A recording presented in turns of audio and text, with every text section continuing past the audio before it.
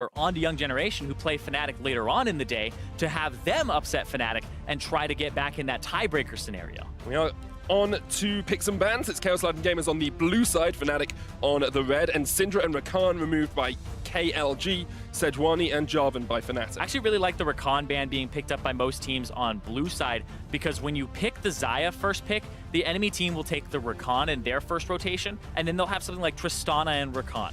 Whereas if you were forced to pick the Rakan first early, they'll be able to take the Xayah away and have that strong AD carry for themselves. And now you just leave flexibility up instead of that all-around great kind of AD carry or support that can actually abuse Ardent Sensor. Fix is going to get the Xayah locked in first here for Kaos. And what we tend to see is then, Tristana perhaps left until the second rotation of this first set of picks and bans. The Rek'Sai locked in early for Boxer as well. More of an aggressive jungler, something that we saw a little bit of him doing yesterday. Jez is going for the Janna. Does give us that Ardent Sensor early on, Zyrene, and Jez is very happy about the fact he can just stand in lane and press E. Yeah, he looked pretty pumped up there that, nope. He got that Janna and he's ready to go, but this will allow them to pick the Tristana later, leave it for even further down, because I feel like for Rekkles, he just plays so many things at a high level. We saw him play the Varus when he got banned out, and it didn't matter. So this guy is just comfortable on so many different champions, and the diversity that he's brought to the table is something that he's always had in his back pocket, but he's always had favorites in terms of champions or the trifecta that he would like to pull out. I have to see if they do decide to get the Tristana early on here. It's a Lulu and a Gragas for Kaos Latin Gamer. This is the trend we've tended to see across planes. You get your AD carry, jungler, and support before that second ban phase, and then you look towards your mid laner and your top laner to round it out. Yeah, sometimes people, I believe, will pick their mid laner early on and then allow the counter pick on the red side right before the bans. It's something we started seeing in North America very frequently, was red side would pick their AD carry or their support early on, and then they would go ahead and just leave some other things up and pick their mid laner as that third pick. Fnatic taking a bit of time over this next ban. They are going to remove Talia from the pool, something Plugo plays incredibly well alongside the Orianna, of course. And now Kaos Latin Gamers respecting Cap, saying we don't want to have to deal with your Aurelion Soul. Yeah, it's actually been banned against him previously as well, making sure that he's not able to pick up that champion and, throw the kind of the spanner in the works. It was banned against him by Hong Kong Attitude in that match that went the distance. We'll see what the response is here, because a lot of mid laners being banned out. That pool is getting a little bit thinner, but it's always a very large pool. Kassadin, Corki, Cassiopeia, Orianna, there's just so many. Ryze as well is something we've already seen Cap play this tournament, so there are so many different options for him. Fnatic removing Cho'Gath from Kaos Latin Gamers, something Mantaraya is incredibly good at playing, and a top laner that is just relatively safe in lane but can have such impacts as you get later on into the game. Nice call on the Ryze there, being banned away. It's just something that a lot of teams don't have the time on just yet, or the time against. It's something that you would have had to kind of predictively jump up. It was jumping up a bit in solo queue, but whether or not it was going to be a high competitive pick had yet to be seen until just a few days ago. And there's the Orianna, and with Cassiopeia being nerfed, she's even got a harder matchup against the Orianna. LeBlanc jumps to mind as something you could potentially play here, with the Syndra banned away, the Ryze and the Talia. Corki would be a neutral matchup, and then you'd have double AD carry with Ardent Sensor. And that's the thing, you've got all of these different ideas for compositions that run through your head at this point. I'm sure Kaos Latin Gamers will have come in with a plan. At the moment, it is looking a little bit like a protect the AD carry comp with perhaps something else on top, but instead they go for the Galio, a little bit less damage than I like to see from a comp. This is a very low damage composition. This is going to rely a lot on Fix. We talked about how he got fed on the Kog'Maw, but then he wasn't able to deliver. Now they're going all in on that. Previously, Kaos Latin Gamers earlier today played a Jarvan and Galio composition. Now it's the Shen plus the Galio. Little more protection, but it's not a Kog'Maw. It's a Xayah. A little bit more based around that mid-game power spike. Having a lane phase that does have good wave clear in it and could potentially bully. So I'm watching this bottom lane here, which is very strange, because Kaos Latin Gamers, this is Fix and Slow going up against Rekkles and Jez's. This is a risk that you are obviously willing to take as Kaos Latin Gamers, but it's a gamble. But this is the point of the competition where you have to take gambles. If you want to beat Fnatic, if you want to secure perhaps that second spot in the group, you really have to take these risky plays, and you can see Reckless and Jezz do have a relatively safe lane into this Xayah and Lulu as well. Yeah, and right now you can see Reckless, he had the barrier and then it was the heal for Jezz, so just trying to have a neutral lane, and that's why I think this is so strange. Normally, we saw Caps yesterday drop the ball against Null, completely destroyed, solo killed twice in that game, had his turrets absolutely slaughtered straight down the mid lane, and it was an opening for Young Generation. Kaos Latin gamers say, we're not going to do that. We don't think we can go through Caps. Maybe he learned his lesson. They're actually not trying to punch Fnatic where they're historically weak. They're trying to punch them right in the strong spot. Sometimes you have to go for your opponent's strengths, use their strengths against them, Zyrene, use their weight against them, use their, perhaps, confidence against them as well in that bottom lane. But do want to see how these junglers move early on, because Tearwolf is known especially as an aggressive early jungler. Broxah known to be much more passive, and we saw a little bit more from him yesterday in terms of early game pressure. And that's kind of the name of the tournament for Fnatic. What are Caps and Broxah going to look like, especially if they move on to the group stage? We'll have to see how they look at the moment, because Fnatic have not secured that first seed yet. They have 2 more games today, one against KLG right now and one against Young Generation later on, and they will be looking to continue this trend of Tier 1, Seed 1 teams winning. We've only seen one upset for a Tier 1 team, that was Hong Kong Attitude versus Fenerbahce. And that's actually our next game as well, Zyrene. Yes. So lots of action coming up here today. The group's not decided until the very end right here, because it could be the Kaos Latin Gamers versus Young Generation rematch, with both them being at 1 win and 3 losses, right? And then having a tiebreaker. There may be multiple tiebreakers that happen here. The Hong Kong Attitude, Fenerbahce one, that's one that could end up having another game as well. And more League of Legends is better. Yes. I think we can all agree on that. I've managed to switch my sleep schedule around, so I'm ready to go the whole hog, the full distance. You just hit me with the schedule. I love it. I love it. Well, you hit me with the Fenerbahce. Yeah. Proper pronunciation. It was very well done. Let's focus back in on this game, though, Zyrene. KLG do not have that much damage in their top or in their mid lane. They're looking towards bot. So what does Tearwolf do to facilitate that for them? So he's going to have to track where Broxah is as this early aggressive jungler on the Rex side, but not get too close, because this bottom lane from Fnatic, I feel like what you can do as KLG is you can either be very aggressive with this Lulu that has Ignite and try to push up and be, just a very offensive force here, but I don't feel like you're going to get much from Fnatic. The Janna lane is something that, as a jungler, you never really want to go towards. Then it's a barrier plus heal in that bottom lane, and it's a relic shield and a coin. So they're just trying to get to Ardent Sensor for Jezz's. This lane is dedicated to scaling, but that means they may give something up. And that's what I'm tracking here. This is Reckless. We talked about his CS per minute. He's already off to the races with his CS, basically leaving nothing up to chance or in the opponent's hands, just dictating it immediately, even though the lane is supposed to be a bit more passive. Did start off in the lane, which gives KLG the knowledge that Broxah probably isn't starting on his blue side jungle, probably up towards that top side. So Tearwolf can play around with that little bit of intelligence he has.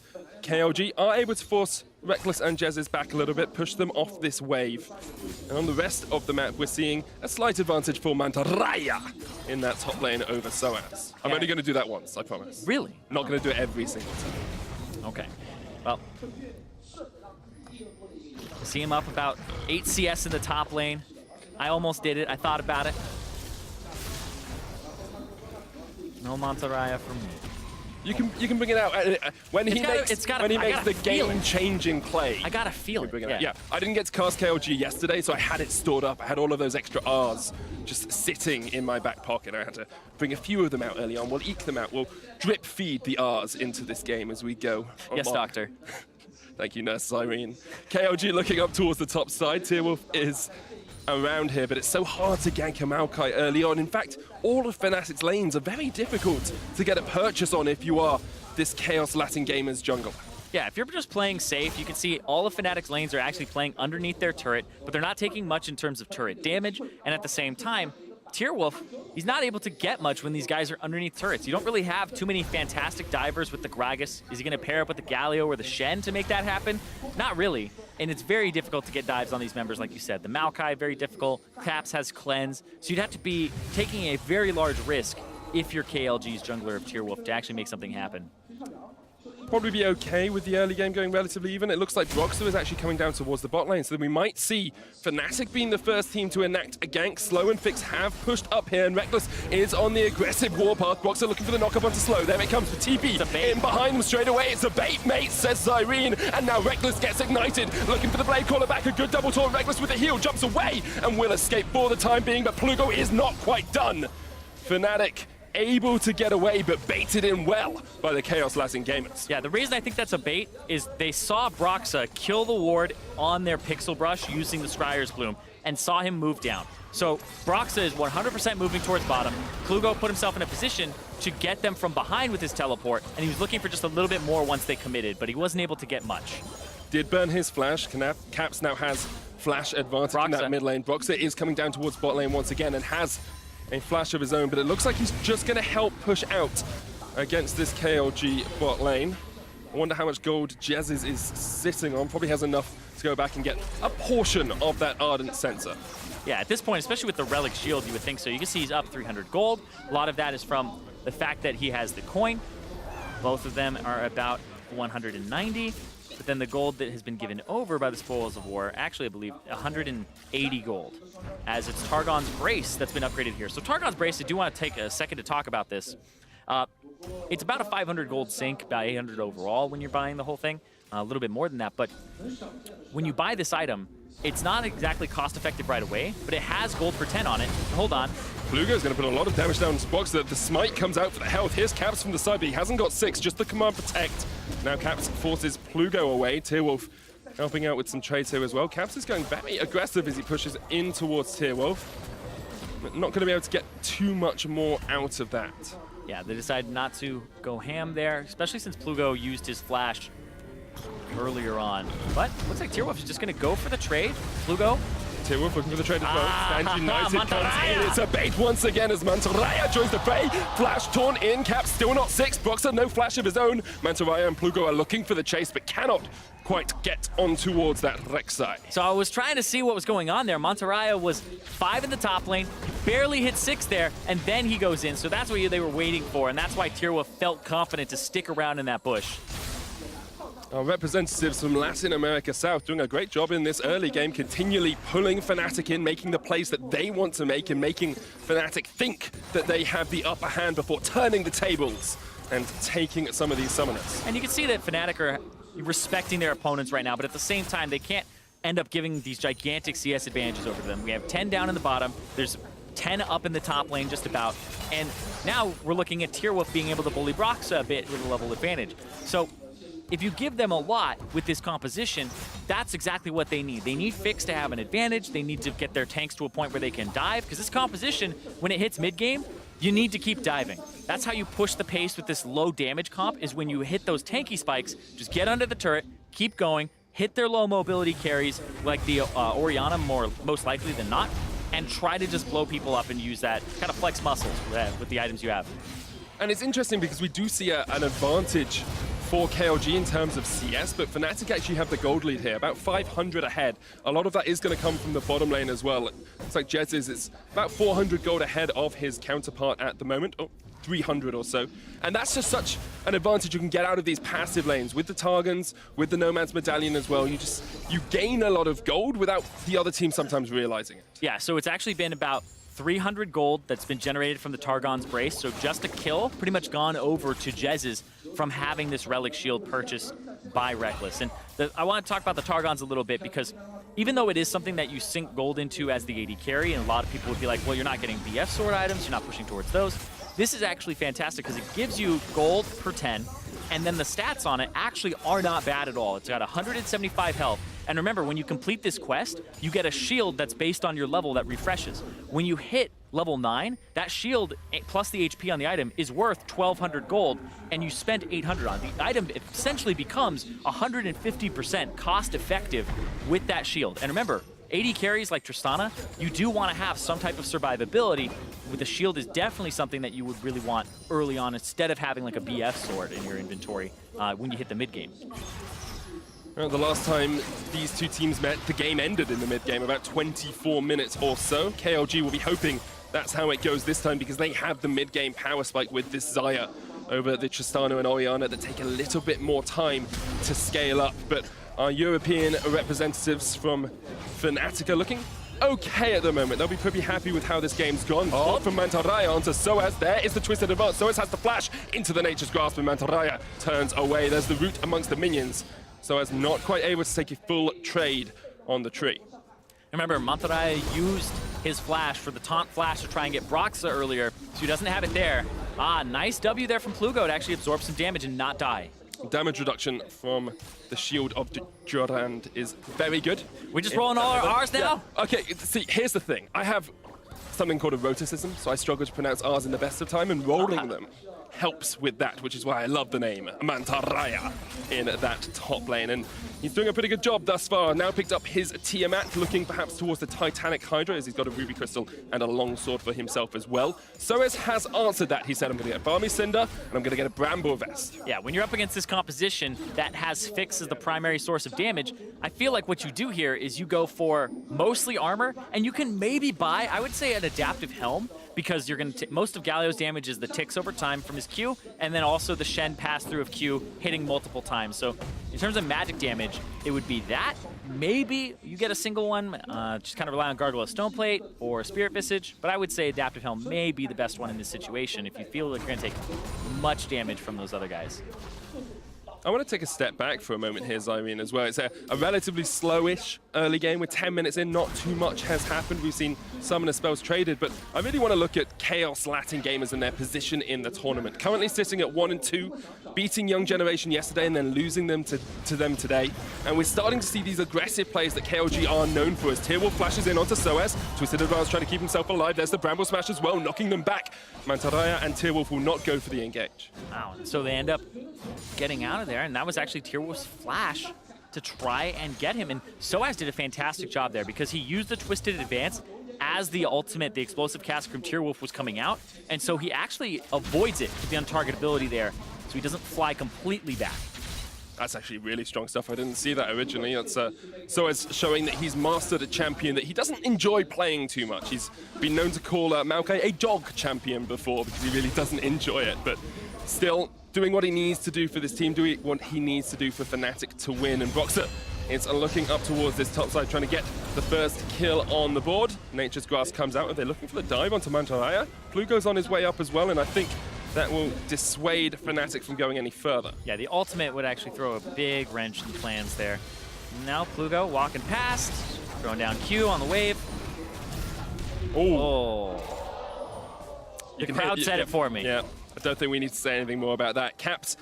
TP onto 2. Brox is just showing himself top. I think he was trying to get him to cancel the TP maybe, but Mantarraya just comes back. You don't really have the damage to deal with a Shen. Yeah. He chucks down Spirit's Refuge underneath that tower, he'll be okay. And meanwhile, Chaos Latin Gamers playing on the other side of the map. They forced Reckless and Jez's back. And the reason that they're able to do this is because Brox has just been topside. They saw him there with the gank, then Mantarraya back, then he TP'd and he showed himself again. 100% you have control of the bottom side. First Tower Blood for KLG, they'll be very happy with that. Broxa is starting up the Rift Herald and still Fnatic in a very slight gold advantage. Mantarraya is here to try and deal with this. Here comes Plugo as well. It's a 2v2, Cap's not on his way yet, and of course no Shockwave, because he already used that in the lane. Soaz with the Twisted Advance trying to dodge the shield of Durand, but there comes the taunt, and now Soaz is having to run up towards the top side. Here's the hero's entrance, Soaz so low, gets taken out. First blood, KLG is Mantarraya and Plugo combined. And it hasn't leashed. Oh, cast a curse. Cast a curse. They just need to go more to the right. Just go more to the right. Oh. We've seen Rift Herald plays work out today. We've seen Rift Heralds abandoned, left alone in the river, all by their lonesome. But KLG will be very happy that they went across to try and deal with that. Tearwolf now being aggressive. He's got Lulu coming up too. Lulu's on her way. There's the Wild Growth Boxer knocked up. Flashes, smites as well, and just survives, gets himself out. Does not get the red buff, but I'm sure he'll be happy with keeping his life. That actually looked like Tearwolf didn't have enough mana to use the ultimate, and then as soon as he went over, yeah, it was, okay, he barely got enough there. But right here, watch Caps. Caps actually just hanging out mid, and he doesn't roam up. He decides to get priority, and it looks like Fnatic didn't want to completely commit to this, and Caps could have been on the backside of this fight, but they decide to abandon it. And it's just really interesting they did that. It's probably because he didn't have Shockwave, but you would have had a numbers advantage as Fnatic. Perhaps a bit of inexperience there, a bit of placing in your priorities with Caps not having had the best tournament thus far. He's just saying, well, I need to get ahead in lane. I need to be able to get the pressure in. And KLG are showing that if you work as a team, you can get these advantages. First blood, first tower, and forcing Fnatic back. And right now, they've swapped the lanes. You can see that KLG want to get another turret and just use this combination that's been winning for them. And it's up in CS right now. I said it was a gamble to kind of put Fix on the Xayah up against Reckless, who always seems to CS well come the mid game. But right now, he's up, and he's been doing a fantastic job. It's really Caps who has this gigantic advantage over his lane with 40 CS up. And now Soaz is kind of holding in this top side. He has the Bramble Vest. He actually is in a really good spot. Oh, Vix having to use the Feather Storm to get himself out. Now he will be able to root out Soaz, and Soaz needs to be a bit cautious because you do have a lot of damage coming out from that Xayah. Essence Reaver has been completed, and that's a big spike of damage for the bird person in the bottom lane.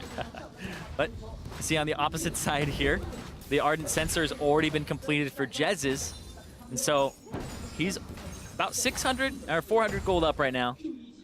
And so he's able to complete that early, and that gives Reckless even more pushing power, allows him to push down this turret, and they're just going to trade top turret for this bottom turret, whereas Brox is now on the Dragon.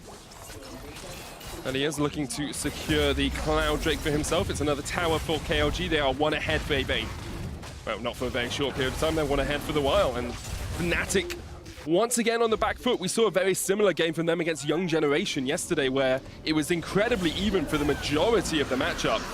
Mantarraya almost catching out Jez's, who was just about able to escape in that bottom lane. All right, so now we're at the point where we have one turret down for Fnatic, two for Chaos Latin Gamers, and they're doing a good job of shoving these down.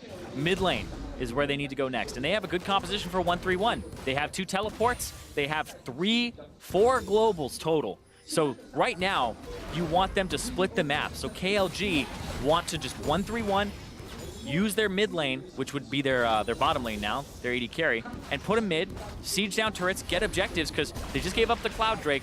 Get this, use this Rift Herald to try and push down that mid and get that next turret for themselves. And you open up the map so much more when you get that mid tower, allowing you to play around the Shen, play around the Galio, play around these globals. They're also trying to play around bots. They're getting knocked back. Here comes the TP by Soaz, but that's going to be a little bit too late here. Now, Fnatic decide to cancel the teleport and lose the Rift Herald, so it's a pure gain for Chaos Latin Gamers. Yeah, they get the kill, they get the Rift Herald. Now they'll have to go back to managing waves, so Tierwolf will back with the Empowered Recall.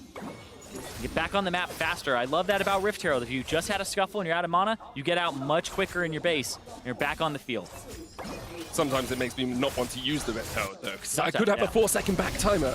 Could just get back even quicker. Blueguy having a great lane in this mid lane, and once again, although Caps is ahead in farm here, we are seeing him struggle to have an impact on the map. Blueguy now has that Spectre's Cowl, Abyssal Mask. Yeah. It's something that I've been seeing a lot when Galio was just played in the mid, both in solo queue and in professional play, is that this champion is just so hard to get stuff from. So even though you have a 50 CS advantage plus for Caps right now, he's about that 60 mark, it's very hard to get things from this Galio because of his teleport, because of his ultimate, and the damage reduction. So it allows players who may not be, just objectively as good as their counterparts, a way to kind of be alive in that lane and provide for the team.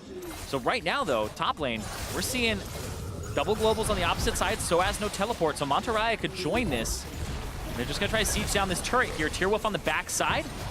Jez uses such an early Monsoon. They give up the tower for this, and that seems to be what Fnatic have been doing a lot over the last couple of minutes, giving up Rift Herald, giving up TP advantage, giving up towers. KLG now go ahead in terms of gold, 500 gold ahead for the first time in this game, and they are looking very strong here, Zyrene. Yeah, it's a hard thing to do for Fnatic and for most teams, is to give things up.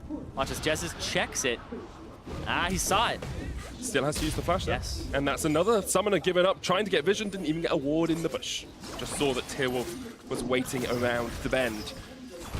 This tournament almost echoes the history of Chaos Latin Gamers as well, because they started off pretty well and then they struggled, and now they're looking to come back. And last split, they actually finished quite low.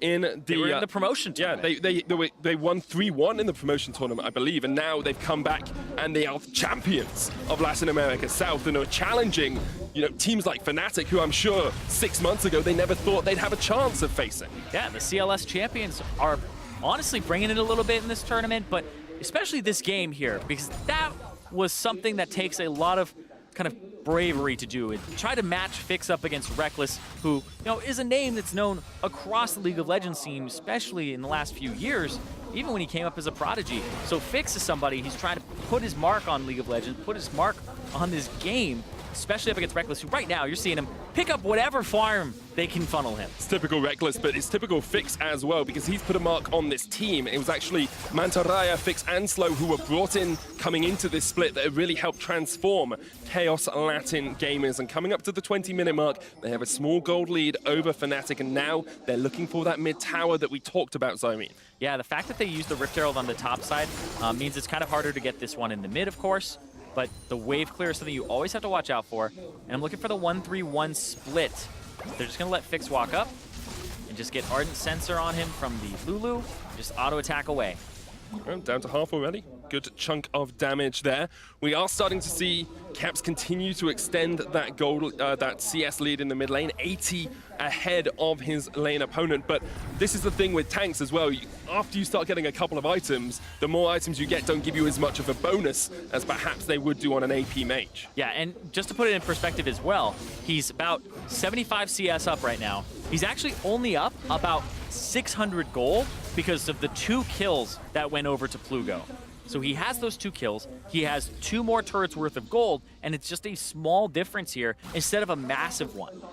And because of the objectives as well, Slow and has been able to make up some of that gold difference in the bottom lane. That Targon's Brace not doing as much now as it had done before. Targon's Brace has earned 977 gold on the side of Reckless, so giving over a ton of gold to his support. But like you said, it was kind of made up. An extra 1,000 gold going over to the support, and now Jezz and Reckless will be able to secure a tower for themselves in the top lane. Game slowed down a little bit here, more just chip damage happening across the lanes, and with Mountain Drake being up in 20 seconds and Baron live, that's where I expect to see these next team fights occurring. And the mid lane is something big right now where both teams are kind of converging around it, and like you said, the Mountain Drake is important. Of course, getting mid priority is the name of the game right before that spawn. I'm sure one of our people on the analyst desk would talk about that for quite a while. Mark Z, very well known for his mid-priority debates and discussions. Yes, I don't know how much of a debate it is. I feel like it's a concept in League of Legends that you really just have to understand mid-priority. Right now, I feel like KLG have it, and they're just going to be able to get this. It opens up the map for them now. They're able to come down this river, secure themselves a Mountain Drake, 22 minutes in or so. It's a big Drake to have as you're pushing towers. So what Fnatic literally just did is we look at things and we go, oh, that's a free dragon. Nothing in League of Legends is free. What they've traded is, Fnatic have traded a Mountain Drake over for farm on Reckless.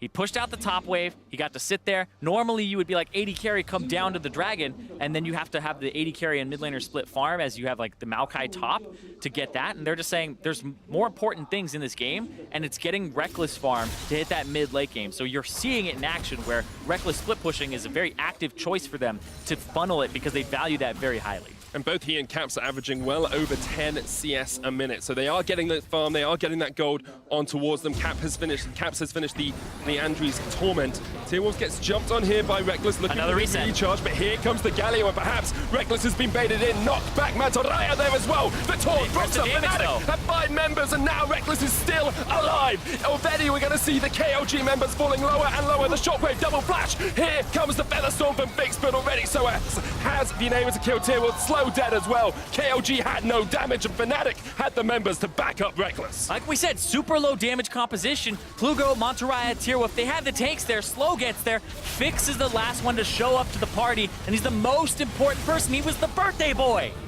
He was the birthday boy, but he wasn't able to make the plays that he needed to do, and KLG gave a few presents over to Fnatic, but at the moment they're trying to be the party upsetters. There's the Baron falling, Fix dead as well, and now KLG have to run for the hills. Plugo caught out the explosive charge, doing a lot of work. He's going to get taken down eventually by Fnatic, and Fnatic will get 5 kills and secure themselves the Baron. And Cap's gonna get shielded. Mantarraya not quite able to make the big play he wanted to there. He goes down as well. 5-2 in favor of Fnatic, 2 towers to 3, but Fnatic now in a dominant position with this Baron buff. And man, Fnatic immediately are able to just push, use this advantage, and this is just huge for them. The fact that they found that fight. Reckless jumped forward off of a reset from a stacked up explosive charge.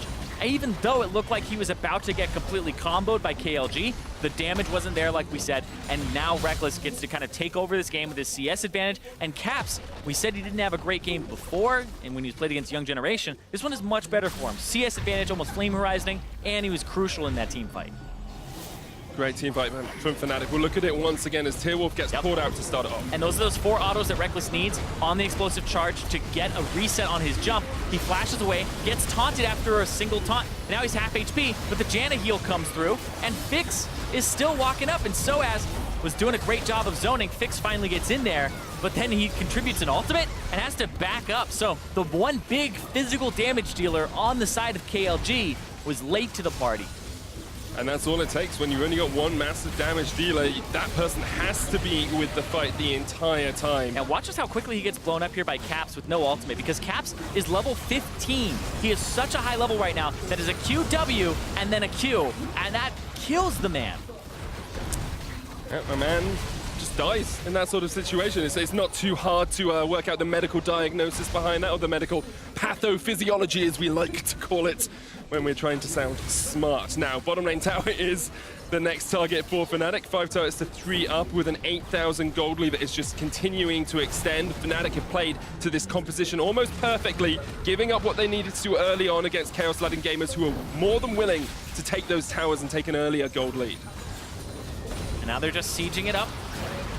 Feel like they can just shield Reckless, have him walk up, put shots into the turret. He's not afraid because he knows he can buffer the rocket jump. Shockwave onto Tearwolf as well, just to force him back. Broxer, you lot. can think you could sense Almost. it. Like, do I Void Rush? Do I Void Rush? Not quite. But Soaz is going to jump into the back line here. Comes the Hero's entrance, the knock up onto Mantablaya, but the root actually cancels the Galio coming into that fight. Redemption for Fnatic as they try and take down KLG in the base. 26 minutes in. Fnatic are not done with this fight yet, but perhaps Reckless is done as he gets knocked in. The Stand United comes out to keep Fix alive, and KLG are now the ones on the back foot as Fnatic continue to pound down, to continue to step forth and say, KLG will take you on in your base. Cap splashes in, Fix goes down, and there's the double knock-up onto Mantaraya as well. He is going to go down to Pound Town as Fnatic continue to clean up kill after kill after kill in the base of KLG. And Fnatic, we said that KLG had a composition where they're looking to protect Fix.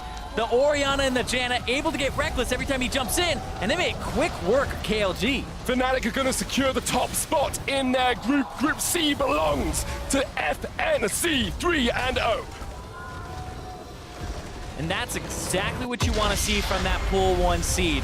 That was a game that's reminiscent of the dominance that we've been seeing from some of those teams.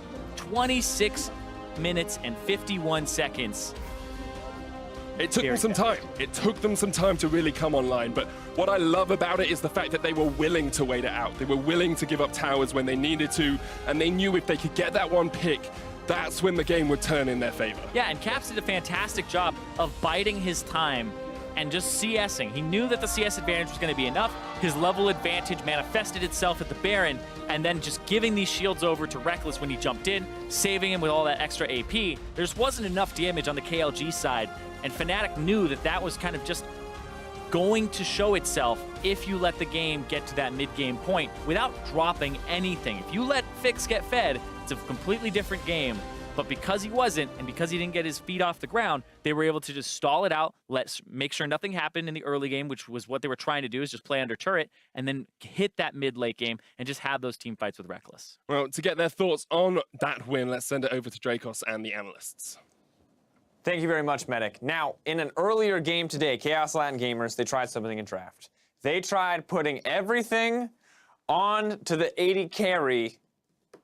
It did not work. They tried again. Tell me what happened, gentlemen. It did not work.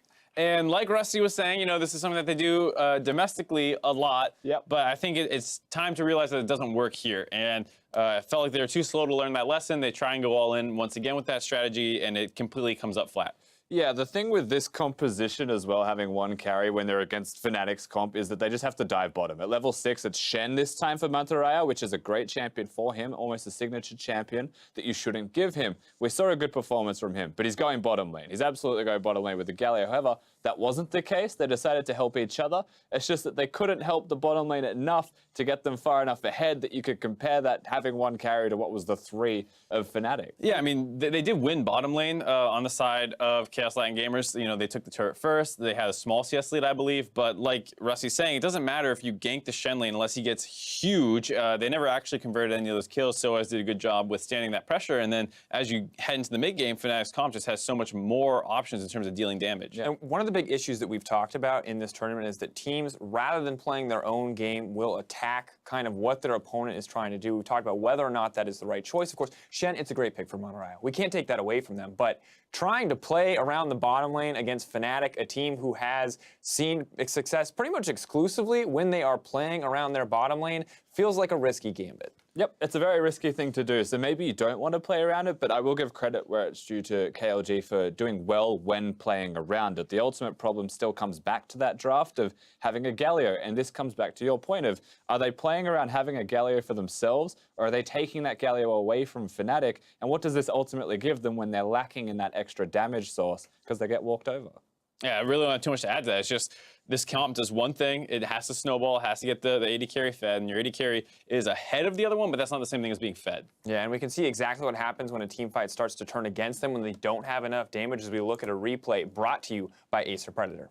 And this was honestly just pretty from Reckless. It was such a good Tristana performance, and it's more so, not that he's doing anything outstanding, you know, it looks like he's a bit too deep. It's that he's trusting the rest of his team. The flash, maybe he doesn't get over the wall, but there's an Orianna and a Janna to keep him alive, and then the communication's very clear from them as to who their targets and priorities are going to be. And the big thing there was Fix. It did take him a while to get involved in the fight. He was getting zoned out, but then once he got there, he whiffs his ultimate, and that's the problem is if you are supposed to be the man, you are the damage dealer, you cannot afford to have team fights like that. It's unfortunate his frontline couldn't have finished off Reckless because they did get him very low, but they actually need him to be the one who's kind of going to be the big playmaker who's going to melt the rest of the front line. And even if they got Reckless there, he was still not having any impact in the fight. Yeah, it definitely has been that rough road for KLG, but now looking at Fnatic, they have locked themselves in. They are looking strong overall in terms of wins, but when we look at the actual games, it does still feel like there are some small hiccups. Once again, we compare them to Cloud9. I think EU and NA always going to be the most obvious comparison as a Western audience. Cloud9 looks so incredibly dominant.